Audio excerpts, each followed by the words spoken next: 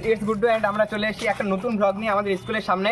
So guys এই ভিডিওটা একটু আলাদা হতে যাচ্ছে। আজকে স্কুলের সামনে যে দোকানটা বসে আছে দোকানটাকে একটু দেখিয়ে দাও। ও চলবে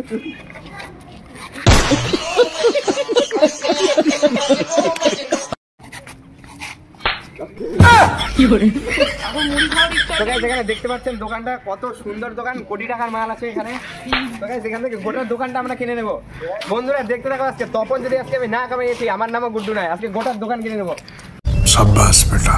তো কাকু এটা দাম কত আছে দোকানে? 1,76,00,000 কোটি টাকা। 1,76,00,000 কোটি টাকা। বড় হারামি হো বেটা। যখন আমি বলেছি যে এই দোকানটা কিনবো,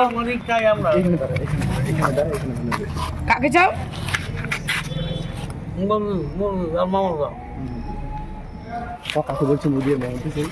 কাকু বলছে মোদি আর মমতা চাই, কিন্তু দুজনকে তো নিয়ে আসা সম্ভব নয় গাইস। তো তোমরা কমেন্ট করো তাড়াতাড়ি যে কার এইবারে ইলেকশনে থাকা উচিত। তো গাইস এগুলা সব থেকে বার করে দিয়ে আমরা চলে আসি আমাদের মেইন টপিকের কথায়। বস্তা ঠিক আছে। দোকানটা কিনতে কত টাকা লাগবে? 1 বস্তা টাকা। तेरा बाप यहाँ छोड़कर गया था कि तेरी माँ? 1 টাকার কয়েল 1 বস্তা হয়ে যাবে তো? হয়ে যাবে, ঠিক আছে। এখন এই যে ফোনটা আমরা অগ্রিম জমা দিয়ে যাচ্ছে।